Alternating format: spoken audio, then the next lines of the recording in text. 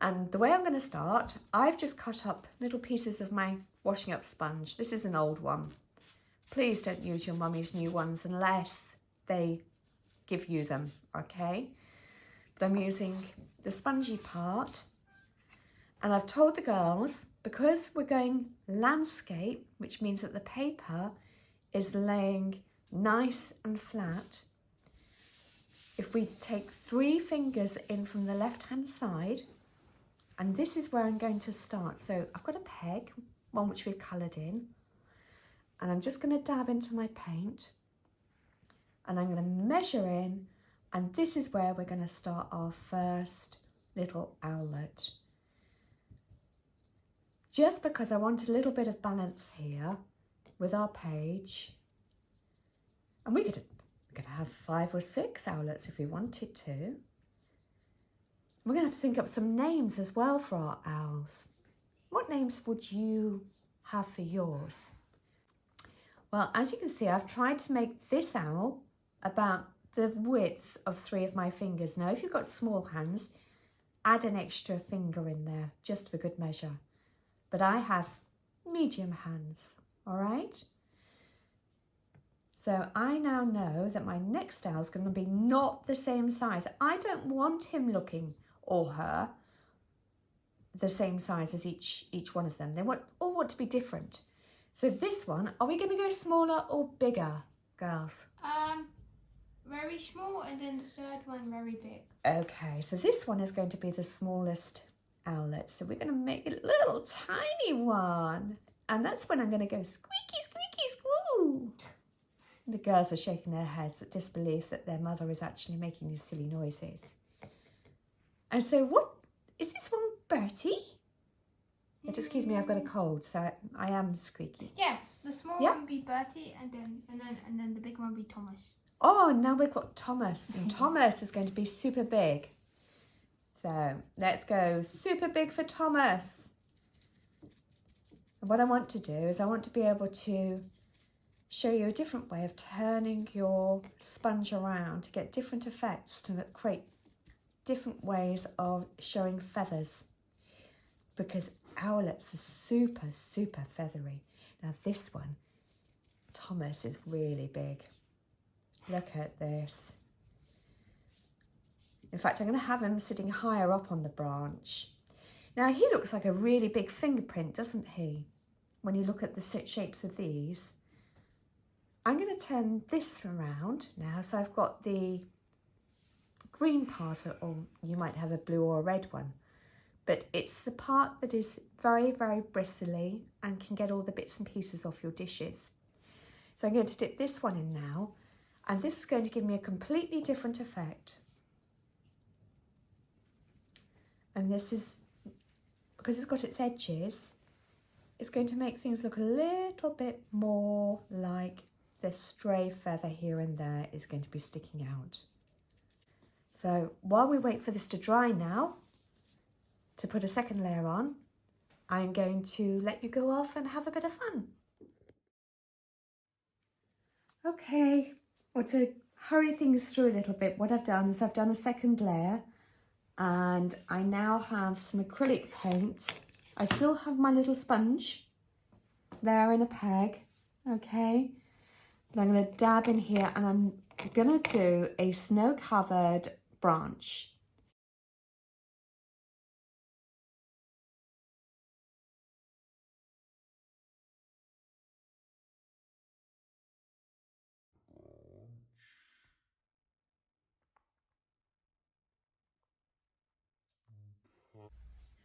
Well, I've let everything dry, and as you can see, we've now got the snow on our branches, and I've actually started drawing their claws. So I'm going to show you how to do those first of all. I'm just using a Sharpie, but any pencil, any pen will do. And I'm just going to do 1, 2, 3 on that side. And then, shall I show you this way around? 1, 2, 3. Each one just has a little hook and a curve. 1, 2, 3, and 1, 2, 3. They don't have to be perfect, guys, okay? So I'm going to pop my pen to one side, please. And here you can see that they've got some eyes. And all I've done is I've cut out these little circles. And if you haven't got a hole punch or any little circles, don't worry about it. You can just draw them in. Don't worry. So I'm going to show you different ways of creating these owls and their little characters. So first of all, I did have a little orange cutout, and then I used my Sharpie and I did a really, really big iris there. Look at that, because their eyes are super big. Okay. Then I used a paint marker. This is in white. Don't worry if you haven't got one of these, it's not necessary, okay? In fact, I'm just going to go on with another layer on that owl's eyes as well. So once I've done 2 of them, because they do have 2 eyes, believe me, they have 2 eyes. They are not, okay, you then glue them on. I've got Elmer's, Pritt Sticks, any type of glue will be fine. So, and then their little beak here, this one, I just again used a Sharpie, please. Okay, and it's an upside down triangle and it goes in between both of the eyes. But if you want to have a zhuzhed up owlet, then you can actually have a little bit of fun. I'm going to do my second owlet with just a yellow Sharpie. Okay, so he's going to have different eyes, just to show you and give you an idea. Being creative doesn't mean that you always have to use. Being creative means that you look around your house and you say, well, what do I have? What can I make? And this little one, I'm just going to use 2 Sharpies. And again, an upside down triangle. If I do the triangle first of all, and then fill it in. Okay. And in fact, you could just do some eyelashes on there, which would be super cool. Another version is to use cutout paper.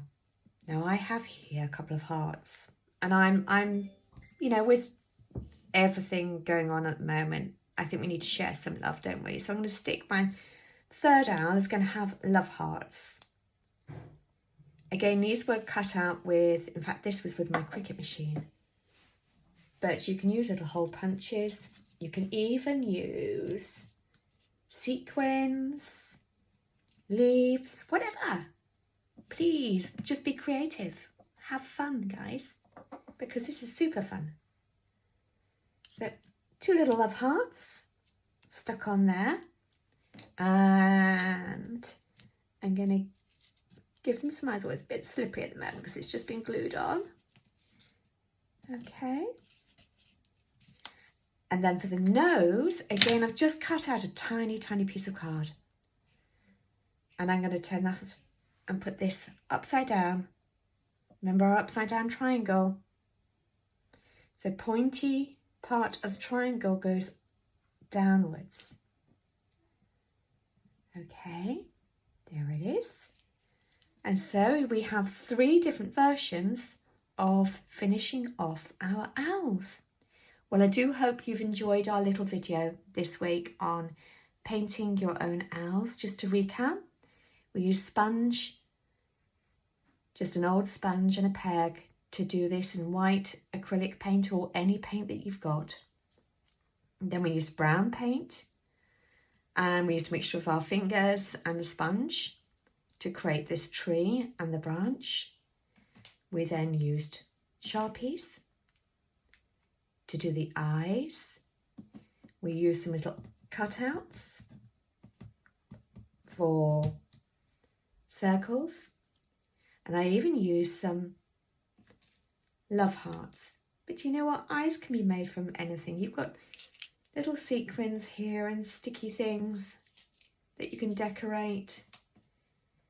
Just have fun, because part of having fun, especially during lockdown, is to turn everything that you do into something positive. So I do hope you've enjoyed spending some time with me today at We Make Creativity, and we'll speak to you again soon. Signing off. Love to you all in Guernsey.